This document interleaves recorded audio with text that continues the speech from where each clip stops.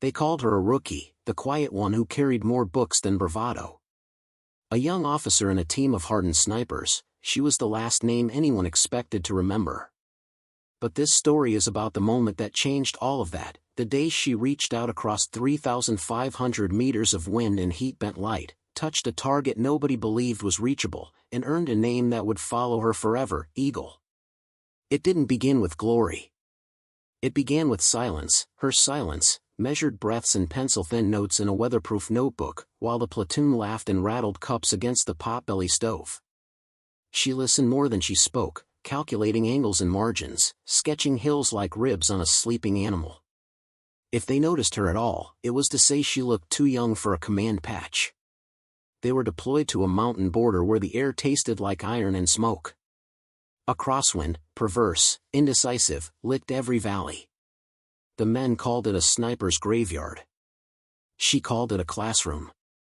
When others polished their barrels, she traced thermals in the dust and watched how the mirage slouched at noon.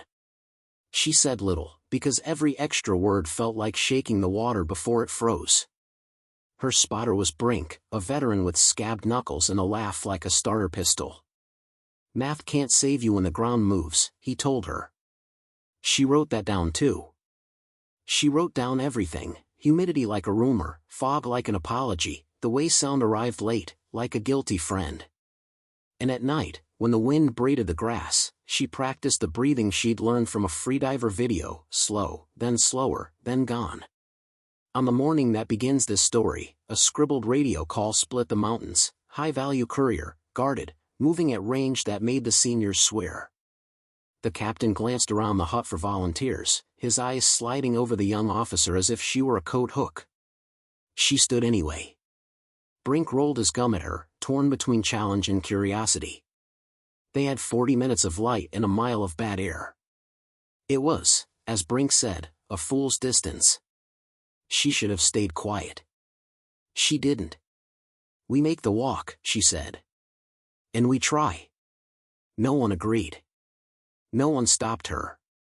That's how legends begin, not with applause, but with the sound of boots finding the first step down a stone throat of mountain, into wind that smelled of thunder and crushed sage.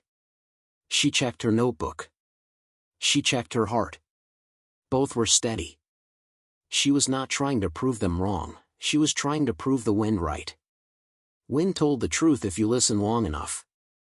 It told you where the mountains kept their secrets. As they moved, she tasted the air the way bakers taste dough, testing for elasticity. Brink watched her with a side-eye respect he would never admit. Far below, the convoy's dust stitched a seam across the flats. 3.5 kilometers of doubt lay between the idea and the act. She exhaled, and they kept going. They moved along the shale like careful handwriting, each step a letter they could not erase. The ridge opened into a set of shelves, half rock, with dead grass flattening and lifting as the gusts argued. Brink kept the glass up, scanning the valley. She kept the kestrel and a shy smile in her pocket. Numbers had voices if you let them speak, the trick was to hear the choir without missing the solo. She had learned to love weather the way others loved engines. As a cadet she had sat in the bleachers while an instructor taped ribbons to antennae to show where the air curled. She could tell you the difference between a wind that bullies and a wind that negotiates. She could tell you when fog would forgive a mistake and when it would remember forever. What she couldn't tell was why her hands stopped shaking only when the world became a problem she could solve. "You don't talk much," Brink said.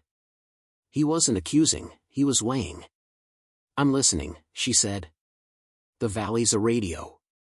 She flicked her pencil at the drop between them. Different channels, same song. Below, the convoy snaked past a chalk wash, the vehicle's heat shimmered into smears. The rangefinder coughed numbers that might as well have been a dare. 3500 meters, give or take a small eternity.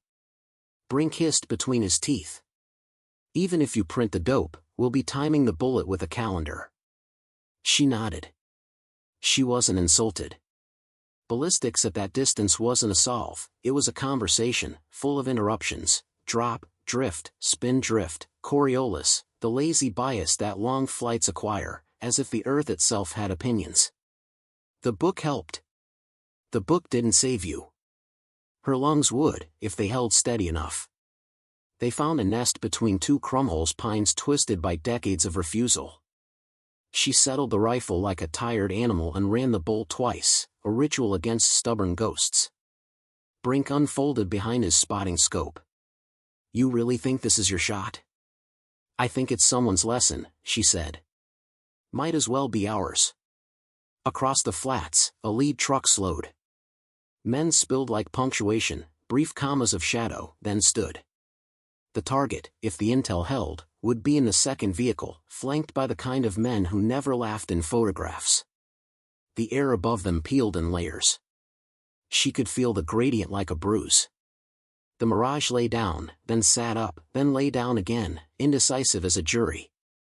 Brink dialed and redialed. We're beyond sane. Then let's be accurate. She smiled, small, fierce. It startled even her. Give me the wind's grammar. I'll write the sentence. He started to believe her then, a fraction. Not because of bravado, but because she treated the task like a craft rather than a dare.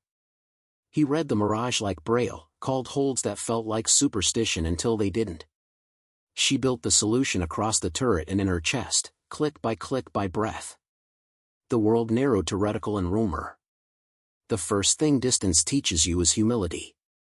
At 3,500 meters, every secret the land keeps becomes a saboteur, tiny swales that drift the breeze, invisible heat rivers, a fleck of stone glowing just enough to fool a scope. She took it in without flinching. The reticle hovered over a spot of air that did not exist and yet mattered as if it were a living thing. Target convoy holding at the chalk wash, Brink murmured. Security fanning. We wait, she said. Waiting was work. You had to hold still without freezing, think without tightening, be patient without getting sleepy. She kept the crosshair just off the second vehicles. Rear door, where the principal and his shadow would likely emerge to bicker about the map they were pretending to consult. She inhaled for 4, held for 7, let go for 8, the same pattern that slowed her heart to a steady metronome. A pair of her teammates crackled on the net from another ridge. Their ranges were sane, their lines clean, their tone skeptical. Command, recommend we keep this within 2 clicks, someone said. Another voice, lower, more cautious, asked for confirmation on the courier's identity. The captain's reply was sandpaper. Hold. We evaluate. They had trained together for months, and yet most of them knew her as the quiet officer who stayed late to police brass no one would ever see again. She knew their birthdays and their tells. She knew Jero stuffed cotton in his cheek when he lied, and Rinks tapped his toe when he was right. The door opened on the second vehicle. A man stepped out who moved like a question that already knew the answer. She felt the small animal inside her sternum lift its head. Wind tickled the grass to her right but not her left, a sly shift. Mirage started to tear into streamers, the day was getting hot enough to argue. Brink called, left to right, half to 3/4, variable. She dialed for drop that made the turret look like fiction and held the rest on the reticle's courage. Command, came another voice. Non-combatants on the fringe of the wash. The word cut the hillside in 2. She swallowed. The range didn't change, the problem did. Innocence altered angles, not physics. But angles were everything. She tracked the principal's shoulder as he drifted toward the partial shade of a tamarisk, 2 guards ghosting his flanks. A boy ran across the far edge of the scene, his shirt the color of a warning. She lifted a hair's breadth to open the backstop. Still think this is our lesson? Brink asked. Especially now, she said. The captain came back on net. Hold fire until I say green. Time loosened its belt. Every second arrived wearing boots. She built the shot and rebuilt it, a cathedral of math they might never enter. The target's face resolved and dissolved, a Mirage prisoner. She felt the earth turning beneath the bullet she had not yet sent, imagined the long ballistic sigh it would take, imagined missing in a way that would not break the world. Not yet, she whispered. Not yet. The radio cracked twice, a thin burst of static, and then the captain's voice cut across the net, flat, hard, and final. Green. That single word dropped like a stone in the chest. Every thought, every hesitation, every argument was stripped away in that moment. Green meant there was no longer debate, no committee of doubt. It meant action. And for her, it meant everything had led to this instant. Her hand slid along the rifle stock, fingertips brushing steel that felt colder than the air. She adjusted her cheek weld, pressing until the familiar bruise against her jaw flared. The rifle wasn't just a tool now, it was a bridge between her and the impossible. Brink shifted slightly behind the spotting scope, muttering under his breath like a gambler rolling dice. He had been skeptical, the loudest in fact, but his voice now carried something else, something heavier. Target under the tamarisk, guards at 3 and 5 o'clock, he's pausing, no shade out there, so that tree is all he's got. His tone was steady, but his gum-chewing habit was gone. She knew what that meant. Brink only lost the gum when he realized things were no longer routine. The convoy below looked like toy vehicles abandoned on a chalkboard. Dust trailed behind them, hanging in the hot air, curling upward like incense smoke.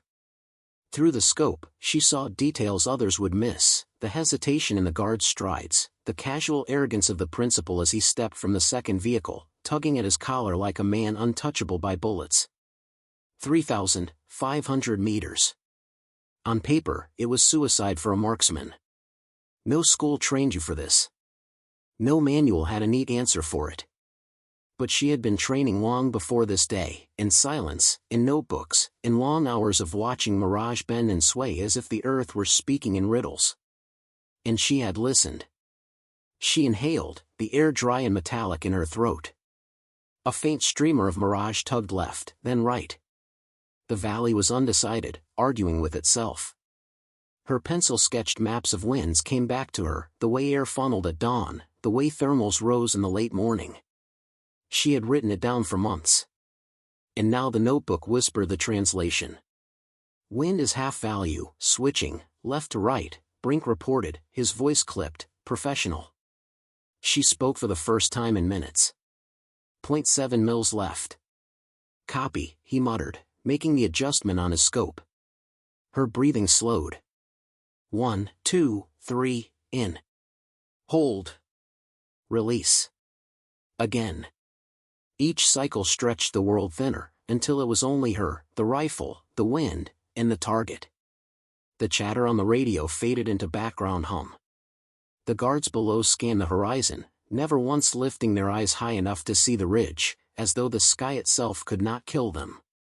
The target stepped closer to the tamarisk tree.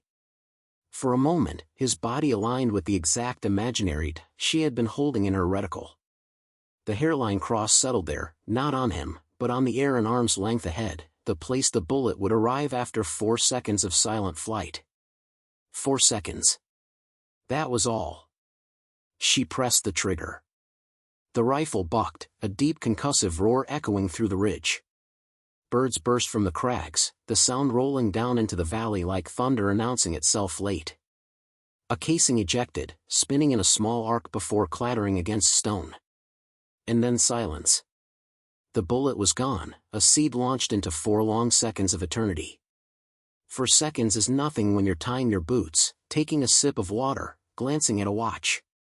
But when it carries your entire future, when it decides whether you are legend or mistake, 4 seconds stretches until each heartbeat feels like a separate lifetime. In those seconds, doubt crashed in. Had she calculated the drop correctly? Was the Coriolis drift, barely a whisper at this latitude, compensated for?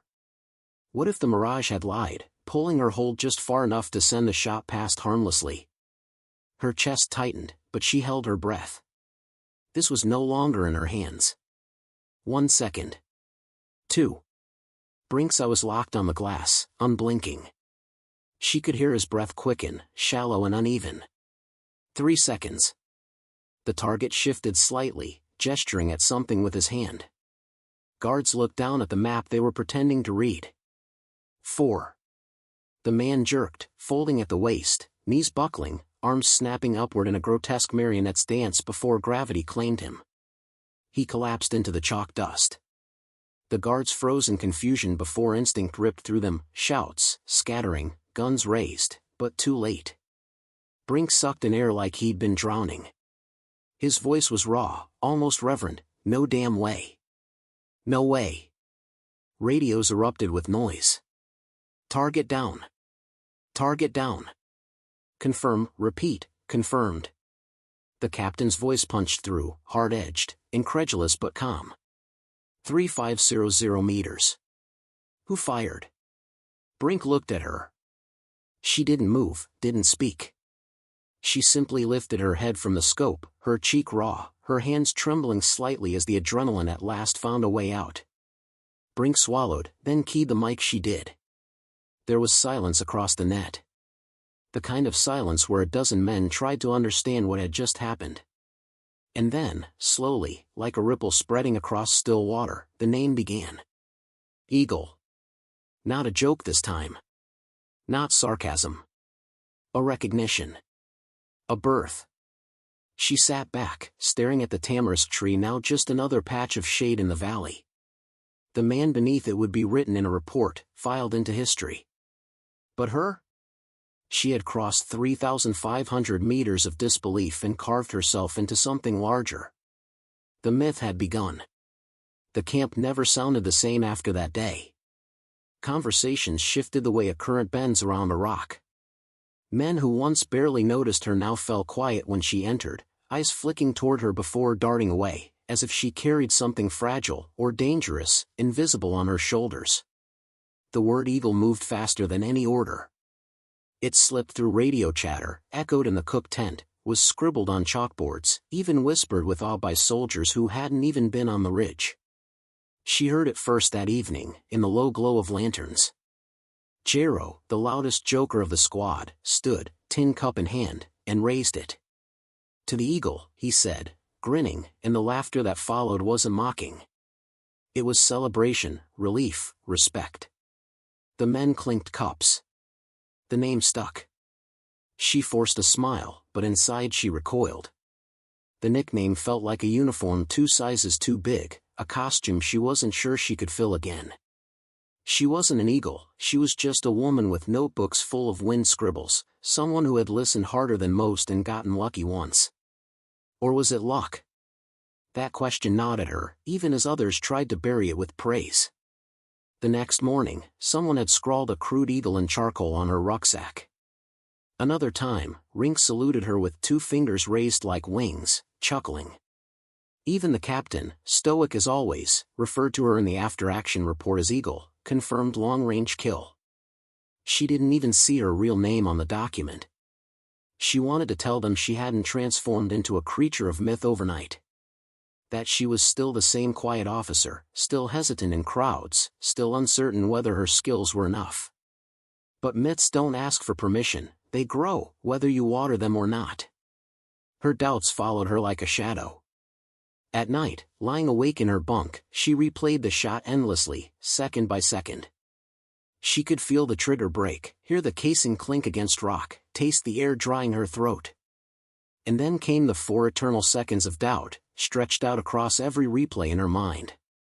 What if the bullet had drifted just a fraction? What if the mirage had lied? What if she had missed? It haunted her not because she failed, but because she hadn't. And that made the next mission feel heavier. Because now everyone expected the eagle to strike again.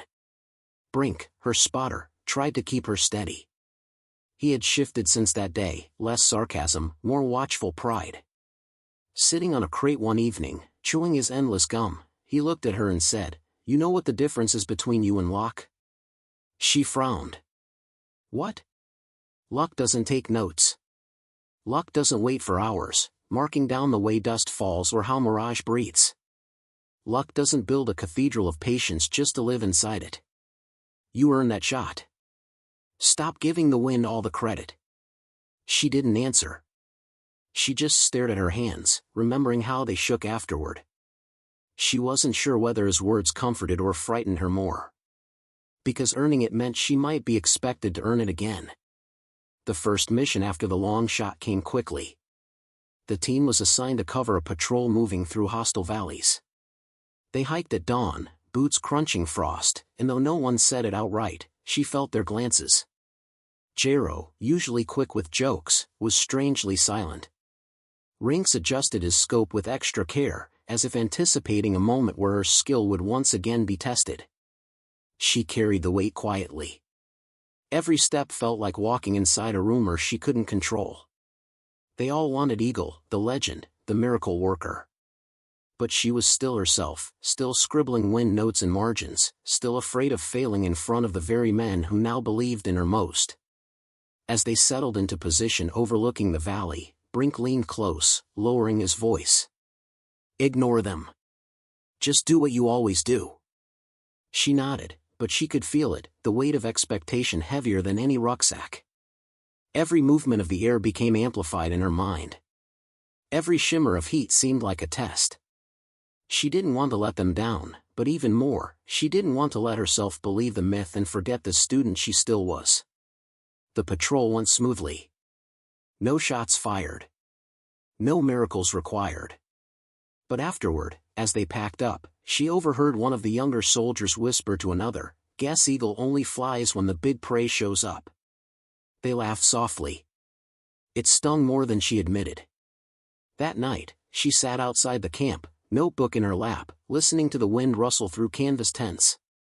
The moon lit the edges of her pages, and she scribbled quietly, charting directions, sketching the valley, noting the smells that rode on the breeze. She wrote not because she wanted to be Eagle, but because she couldn't stop listening. And maybe that was the truth she couldn't explain to them. Being Eagle wasn't about the name, or the glory, or even the shot. It was about listening so hard that the world gave up its secrets. But she knew something else too. Myths are hungry. They demand to be fed. And sooner or later, the valley would test her again. The test came sooner than anyone wanted. It wasn't a planned mission, not a clean strike with neat coordinates and rehearsed orders. It was chaos, the kind of chaos that strips units bare and shows what they're made of. The squad had been ambushed during reconnaissance, enemy fire raining down from the ridges like hail. Dust and rocks spat upward as bullets cracked around them. Voices filled the net, sharp with panic. Contact left. Contact left. Multiple hostiles. The withdrawal began messy. Men scrambled down the canyon floor, ducking behind rocks too small to save them. The enemy pressed from the high ground, moving in staggered groups, disciplined, ruthless. If the squad didn't buy themselves time, they would be buried in that canyon. Time is the currency of survival. And time, in war, is bought with precision, or with blood. She and Brink had scrambled up to a higher perch as the first shots cracked.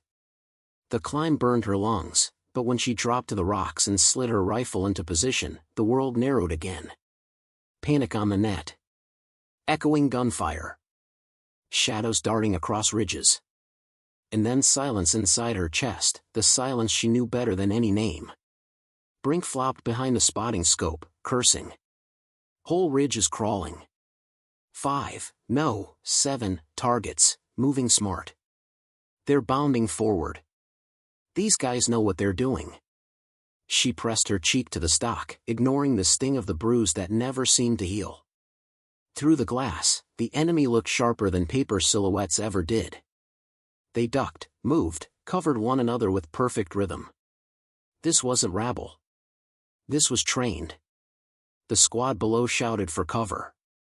"We're pinned here. We need 2 minutes. 2 minutes." In a canyon measured in meters, not miles, that was forever. "Call it," she whispered.